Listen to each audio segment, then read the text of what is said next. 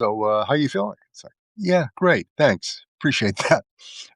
Yeah. So, obviously on the upswing from just an absolutely miserable hand-to-hand combat with the good old fashioned flu after 7, 8, 10 year, whatever it was.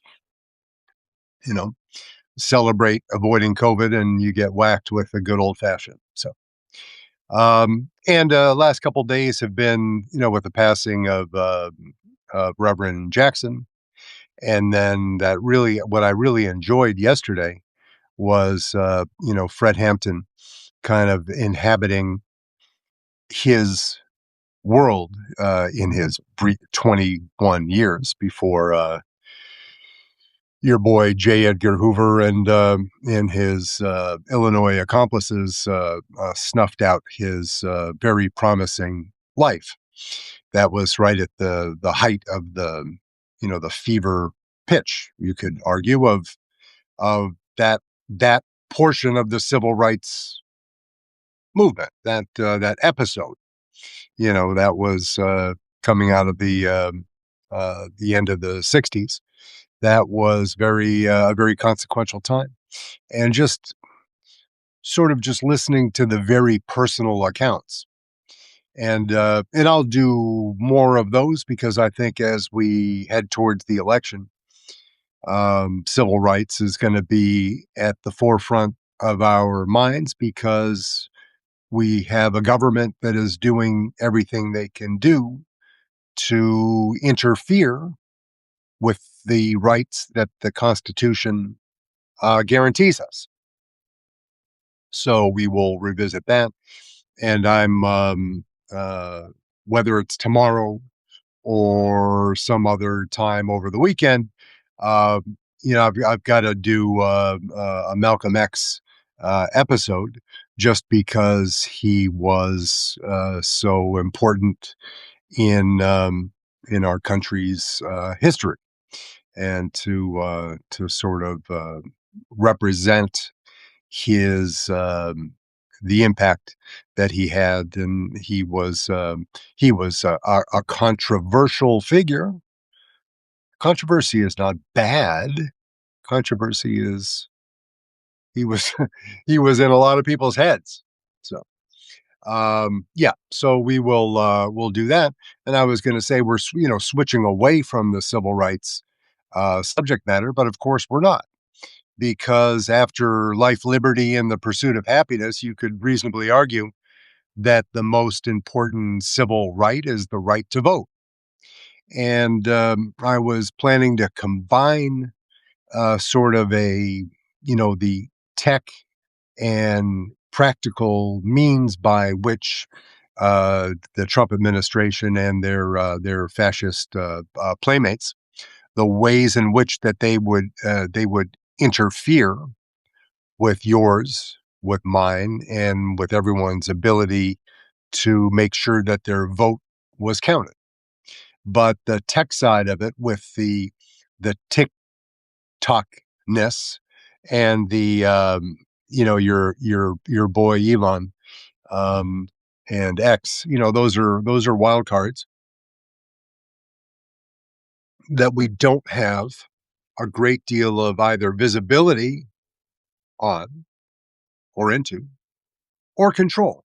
We in normal times we have you know we have agencies established by legislative bodies that are there to control against overreach in tech and media.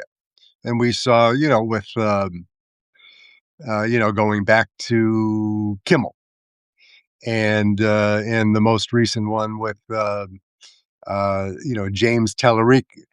Yeah, you look at I'm an older dude, older than many of y'all. That's for Mr. Tallarico. A South Texas guy. I just look at him and it's like that guy is could be my son. You know? And you just a sense of pride in our country can produce a man of faith at a time when we need more people of faith speaking out forcefully, because there is a verisimilitude. There is a genuine nature to that gentleman. And, no, of course, Jasmine Crockett, absolutely fantastic, and from a maybe a different political mold and approach and skills and talents and as I've talked about before, they're both going to do amazing things. It's just they can't do it at the same time because they're competing. Their main focus is one of them has to beat Cornyn. We can hope against hope against hope that the Texas AG would beat Cornyn, and then that makes for a softer target for either Jasmine or James. But it's going to be a lot of fun, and they're learning on the job. These are not long-term career politicians. These are relatively young people.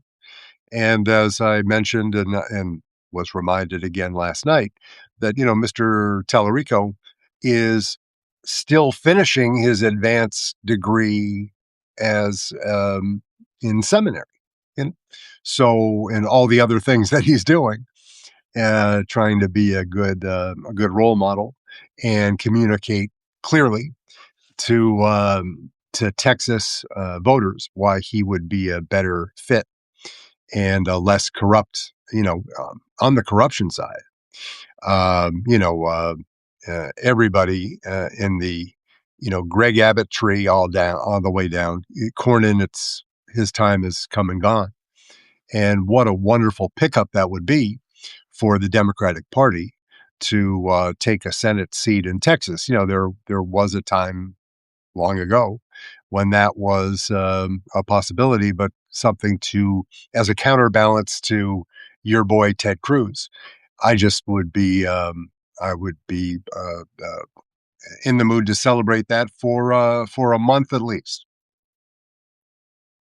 But I guess what I would hope to accomplish just by our conversation today is, and I'll do this every few weeks or so as we go all the way towards the midterms.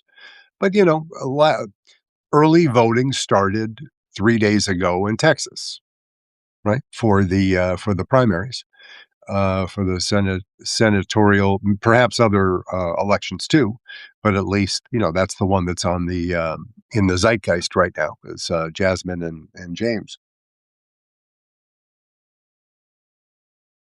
Is focus on what you can do now. Can we control all the bad things that Pamela Joe Bondi is doing using the full power, full faith and what used to be full faith and credit of the US government's power to disrupt elections? We can't control everything. For instance, in cooperation with the United States Postal Service, could the AG force, with the help of the administration and the full weight of the gorilla weight of all of the money that the administration controls, could they put pressure on the USPS to slow down the mail and thereby raising a cause of action to challenge the viability of votes that are received after a particular time? That's been something that has been, is currently being, and will be in the future litigated about votes that are counted after the date they're received. We have people that are stationed all over the world that are in the military, and we want each and every vote to count. And it's not a partisan thing.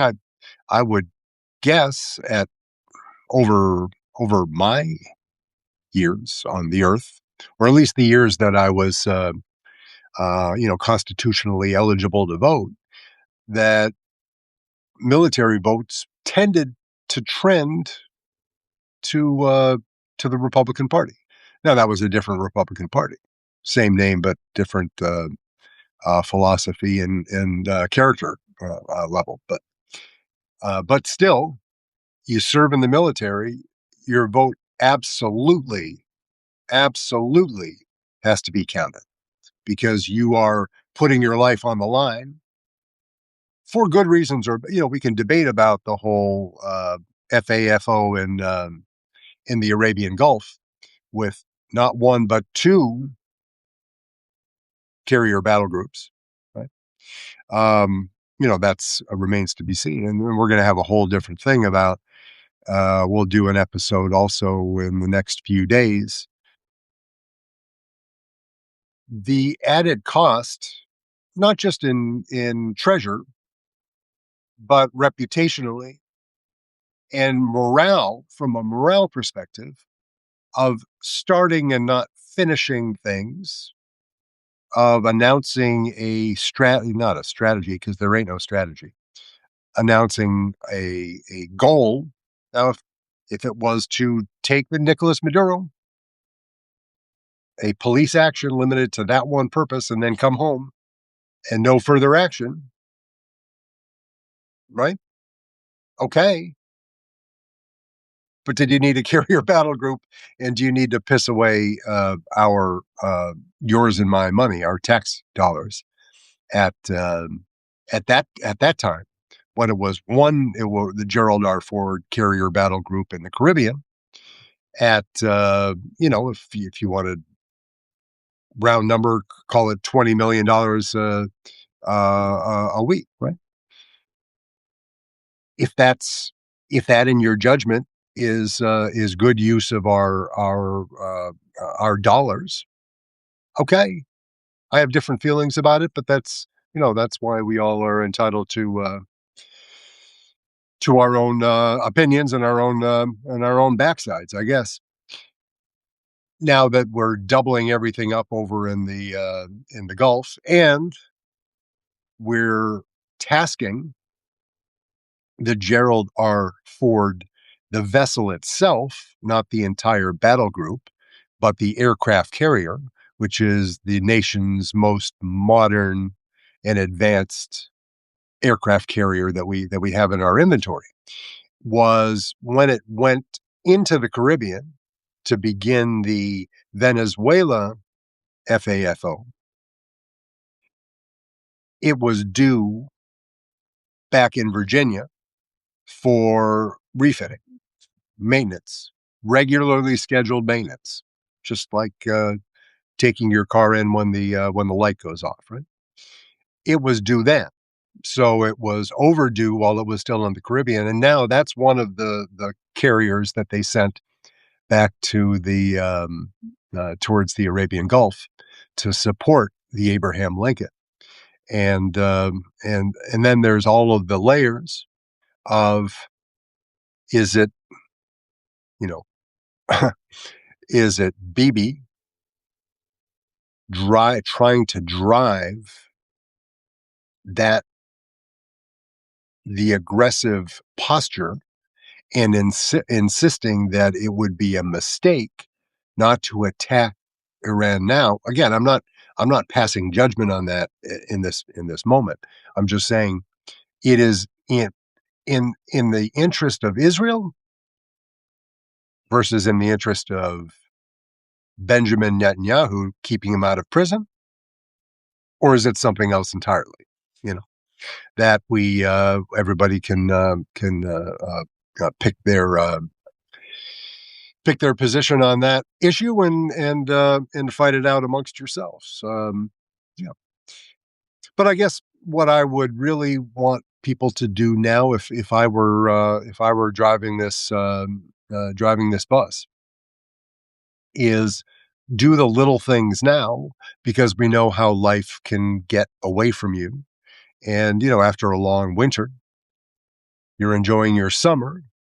We get a beautiful Indian summer that takes us into September. And then a lot of these things are too gets it starts getting late early, as I believe Yogi Berra said. I think that was a yogiism. It's getting late early. And we don't want it to get late early in our preparations for the midterm election. We have to do all these things now. So what can you do? As an individual citizen, you're a voter and you have your people in your town hall, your city hall. Maybe you live in a more rural area, so that's done in a county collective structure somewhere where you do your registration, and a lot of that's done online. But there are also people even older than I am in the world still that prefer to do it, to go downtown.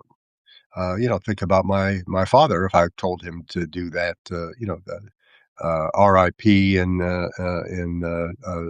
dearly departed 10 years.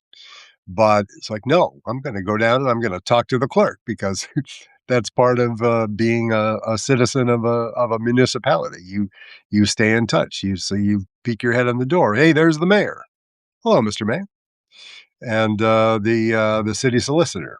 What's going on? You have time for you want to play golf or pinochle or whatever. What is pinochle? You get that very tactile feeling of being involved in the process of local government, and it's fantastic. You volunteer, you do what you can do. But at the very least, how are you going to vote?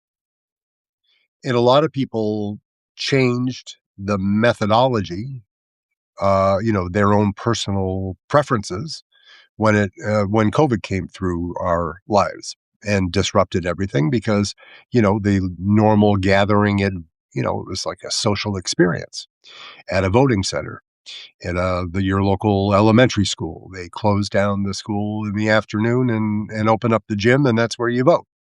And you walk in and you say hello to Frank and Harry and Melanie and wish everybody a good day. And the poll employees and the poll watchers are there, and that's fun. And a lot of people changed that. They said, "No, I don't like to be in crowded rooms with other people in sanitary conditions." That's great. So, did you switch to mail-in balloting? Okay, that would probably be the easiest way for everybody to make sure that their vote is in early, right? So you decide now. You say, "Oh, my husband, my wife, my partner, and I, last year in a special election, we were in Guam and we forgot to vote. We didn't plan, right?" So, like the decisions that you make in the collective action world, the decisions, the purchasing decisions, the unsubscribe decisions that you make as a family. You sit down and you say, "Okay, so we're hard on the heels of March 2026. We have an election that's going to be in less than 10 months now. So is our what is our voter registration status?" And everybody looks at each other, and you don't let anybody skate. You got kids that just turned 18. I mean, isn't that delightful? They get their first opportunity to vote in the Trump era, so they can really make their vote count. Isn't that wonderful? I mean, horrible that they have to experience this, but we'll take it as a learning opportunity.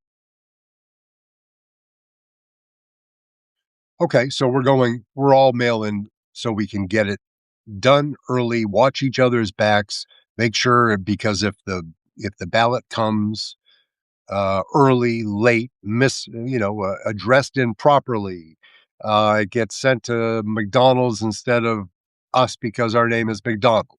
Whatever it is, right? You've got time to deal with it ahead of time before it becomes an issue and treat it like it's crucial because it is in fact true that each and every vote counts. So you sit down, you make a plan, you do that checklist with each other. It's like, no, I like being in person. What are the pluses and the minuses of doing that? Okay.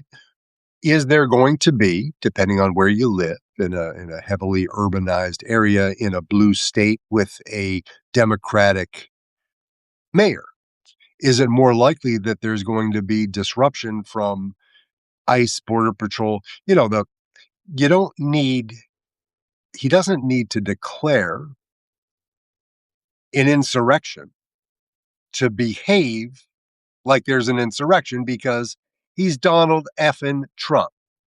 He has an insurrection in his underwear every single day. So he makes shit up. He creates emergencies where none existed before and screams bloody murder and fire in a crowded theater. That's his MO. That's how Donald Trump conducts himself. So you have to anticipate that that's going to happen. You say, okay, I vote in the urban core of a major city that is run by uh, predominantly Democratic voters, run by a Democratic governor and Democratic mayor, and that's I'm the Commonwealth of Massachusetts, and I am Democratic state still, although there's some chippiness with Governor Maura Healey and Mayor Michelle Wu. So all great deal of pride in our fantastic, forward-leaning, proactive leadership. But not all 50 states have the same advantages. So I make the plan and I say, okay, we're going to do the mail-in ballots because it's more efficient. They come early, get them in, primary, general, whatever it is, get it in, get it done, and watch each other's backs, and don't be afraid to say to the kids, maybe it's their second, they were excited because they turned 18 2 years ago and they cast their first ballot, and they felt proud about being part of the process, or they feel disgusted at being involved in the current situation, whatever, however they're feeling. It's your, I'll say, role to instruct them kindly that it's still their duty. If they have some, there are people um, reading about Reverend King, Vietnam era, talking about people that were conscientious objectors to the draft. You know, everybody can feel their own way about that. You're a decorated war veteran. You might say, well, I fought, and everybody that is eligible for the draft should fight. That's great. Then you certainly would never vote for Donald J. Trump if you ever served in the military. So there's a few extra votes for us. Anybody that's ever been a active or reserve in any branch of the U.S. military can never vote for Trump because bone spurs. Okay, all right, that's easy. Yeah, so that's a different part of the vote.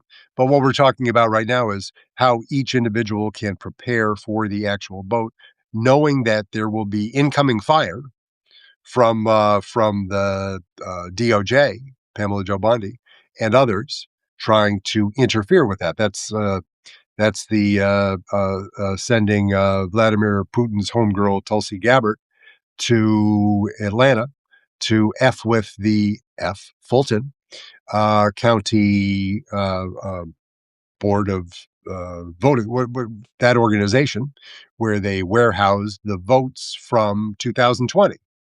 And what is Trump doing with that? You're like, hey, that's 6 years ago now. What's he doing with old? It's an old news. He lost. Old news. Why is he doing that? because he wants to be able to sow dissent and raise doubts. That's all it is. It's the fake news engine, right? It is the engine that generates more fake news. So he wants to go on Fox News and say, "Do you know that we found 27 men named Jim Brown in Fulton County, Georgia, that all voted?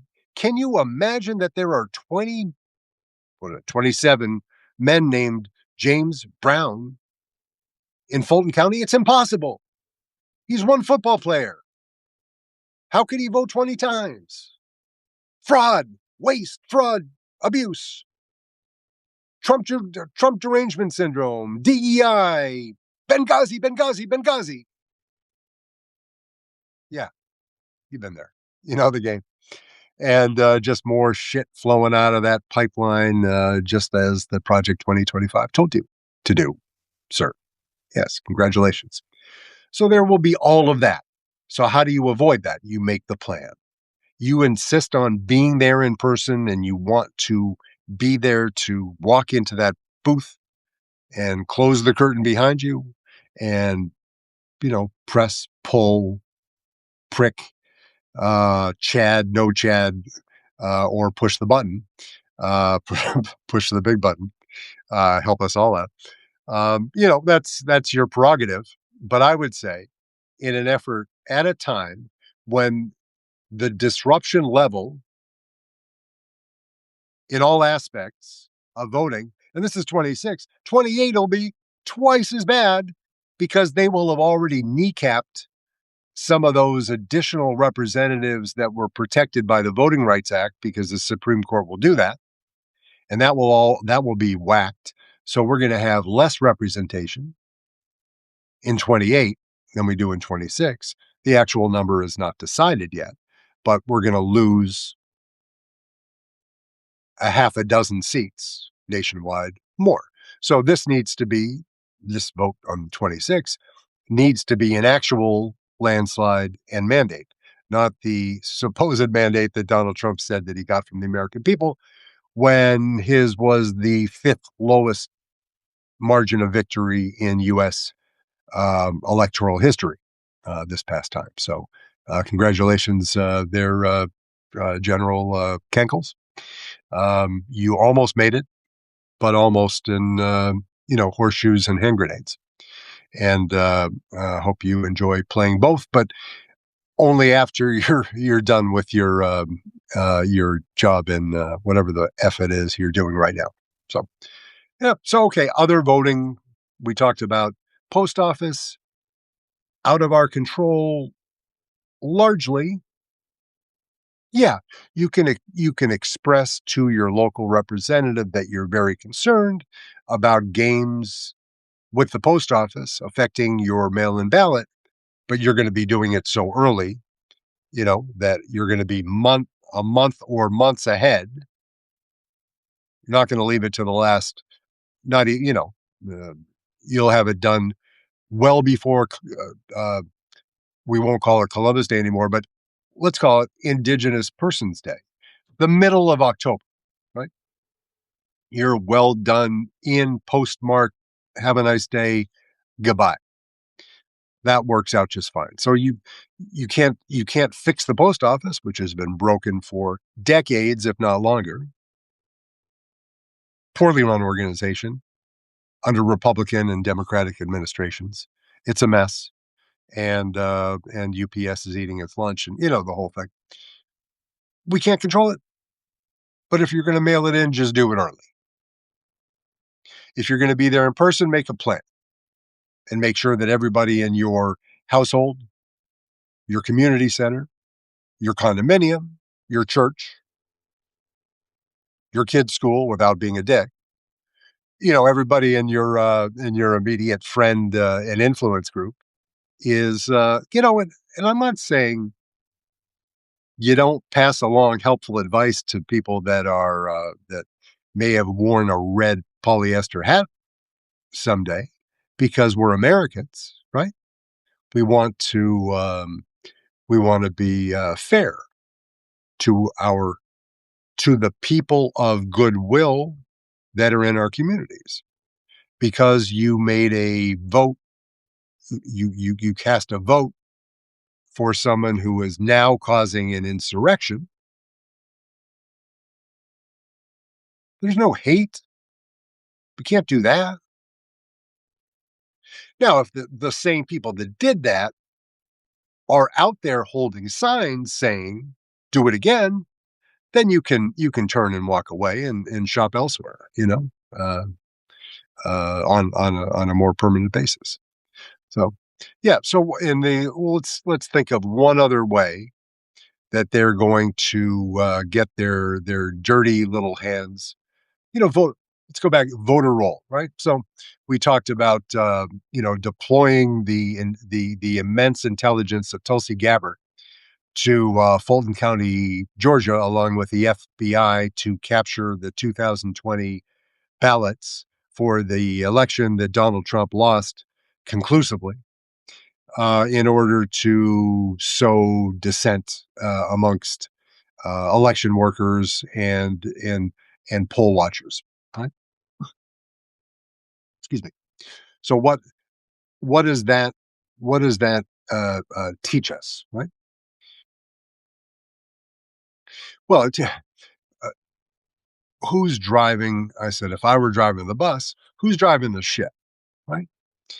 The Russian influence machine that is still working full time at disrupting our systems of government and incentivizing Republican control of the legislature.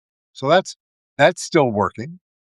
And that goes into that separate day discussion that we'll have going back to the TikTok X, because the way that they get that message, they weaponize disinformation is using those channels, right? X and the like.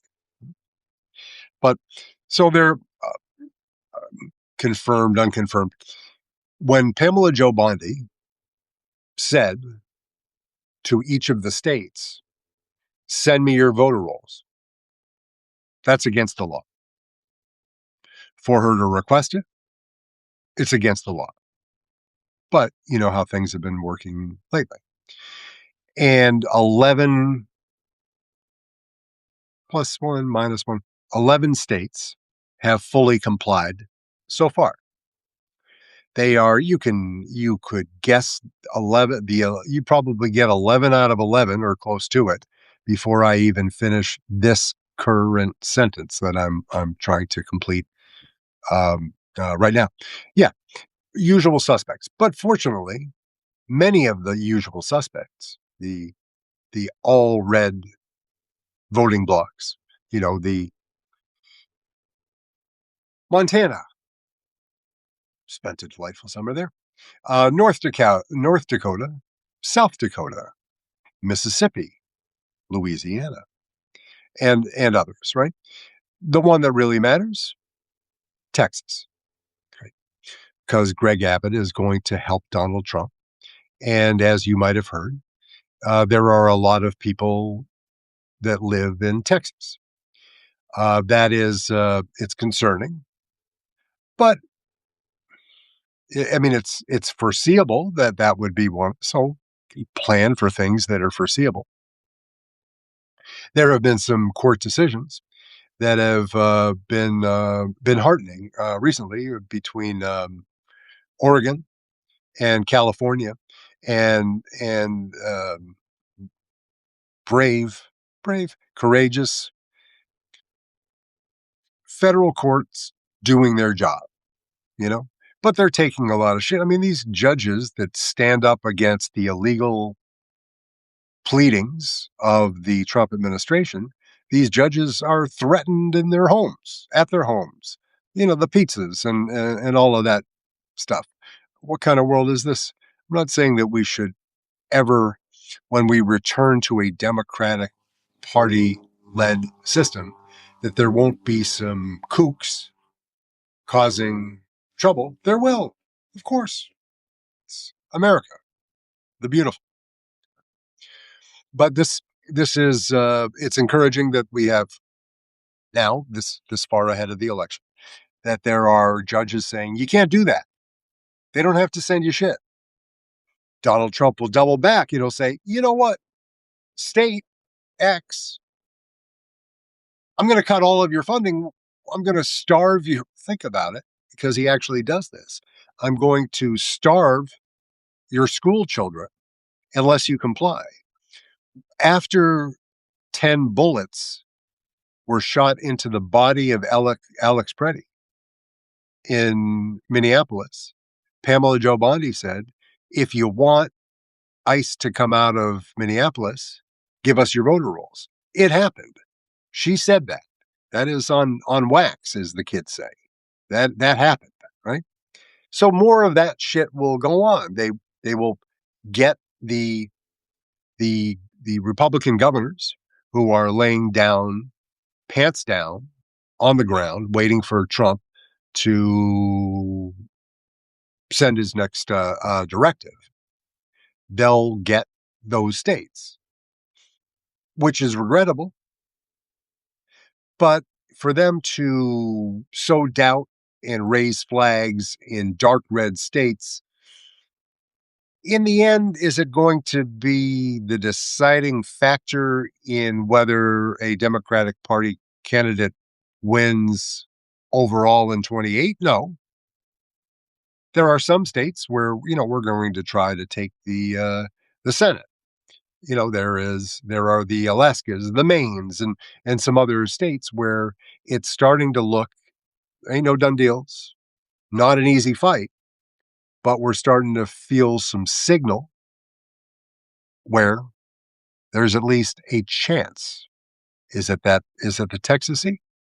Who knows? That would be great, because it would be a win in a populous state with a great deal of Latin, brown and black voters in general, and the shifting demographics of Texas, and a win there. Message to Ted Cruz and Donald J. Trump, ditto. All that is wonderful. That's a 6-year term. That's not a 2-year turnaround. So that all that stuff is really great. And if we get the performance we expect to get in the House and get a nice surprise in the Senate, even a tie vote, then we start to pick off, if it's close, then we go to Murkowski and we say, hey, do you, all those things you said about subject or matter or legal issue X for all those years, you're not going to turn around and be an idiot now, where we're going to call you out and make sure you've been an idiot. You're not going to go back on your word now, and you're one vote short of being able to really impose some limitations on the Trump administration's abuses of power. So we have to keep trying. We have to keep fighting. So, yeah. So again, just to tie a bow on that, Pam will continue to write letters to states and sue them, saying, we want your voter rolls. What are they going to do with that information? Well, voting rights related, right?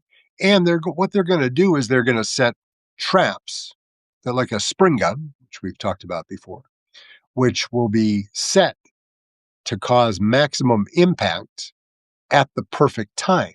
Meaning, closer to the election, they're going to set up some traps that will disenfranchise voters in a number of states in crucial districts. And even though we all were watching it together live on television, like Bad Bunny. Oh, it's Bad Bunny Day again? Oh, I forgot. Happy Bad Bunny Day to everybody. So we're all watching as the news coverage, the large, powerful news agencies that there ain't much. We're watching on NewYorkTimes.com that they're interfering with people's ability to vote, and they just sent a letter out across a wide area in 5 different states saying, "Hey, guess what? You get a letter that says you're no longer registered to vote," but you get that letter a day before the election. Are there gonna be, phishing, scam, email, real letter, snail mail, all that, trying to disincentivize people from, going to the polls? Yeah, they will do all those things, not just one. I'm not identifying, I'm not saying it's a purple envelope. It's gonna expect it. Be delighted in being chosen to be effed with by these clowns, right? Call it out for what it is. Contact your state or Commonwealth Attorney General and say that this is an election, this is an attempt, this is conspiracy for election fraud, right? And elections are state issues. So when people do things like that, Trump's talking about nationalizing elections. The other thing is when you prosecute people, it's a state crime. Pardon power doesn't mean shit. So that's fun. That's great. So, yeah. So that's, just it's get at it now. Make the plan, mail in or in person. What are you doing? And all the things that we know about what we don't think of because we've been living in a normal world for so long. Oh my God, I got remarried last year. I didn't change my name at the, I did it. I changed my driver's license in a lot of states that will flow to voter information, but you can't assume that it's going to work. So you got married, you got divorced, you married 3 people, you're a new widower. Changes in the dynamics. I moved twice. I tried to move out of the country, they wouldn't have me, and I came back. All of those things. My address changed. My address didn't change, but my condo board is populated by people that can't spell. I don't know. Whatever, however that works, right? So, in any case, so that's fun. That's election disruption. Dot dot dot. You will see this material again. I promise. And I'm going to talk to the dog, negotiate a walk at some point, and got that in the wrong. I'm gonna, contact she who must be obeyed, and then all these other things. And if I have a free 15 minutes, I'm going to continue to sit out here in the sun because it feels really, really nice. It's rare, and it's winter is not over in northern Massachusetts. It'll be back, but you have to take advantage, as I will. And I appreciate you all, and whatever you can do in the subscribe and restack department would be greatly appreciated. And yeah, if you can share this episode on wherever are you on TikTok? Are you on IG? Are you on Facebook? Are you on X? Are you on Blue Sky? Any of those other things where you can say to your people, this guy, a little bit tiring. Don't know if I like him all that much, but he's been on the earth long enough to pick up a couple things, and he cares about democracy. So give him a listen, and that's how it works. So whatever you can do to that end, it would be greatly appreciated. And wishing you all a beautiful day. I'll probably get uncomfortably close to the camera because of the sunlight that is will interfere with my already poor ability to see shit. But I'll get uncomfortably close to the camera to shut it off. I'll apologize in advance. Wishing you a beautiful day. Thank you, and have a great afternoon. Thank you.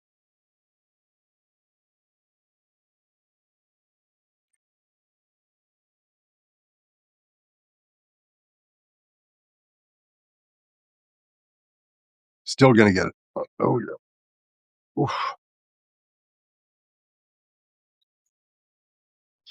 Give you a little background here.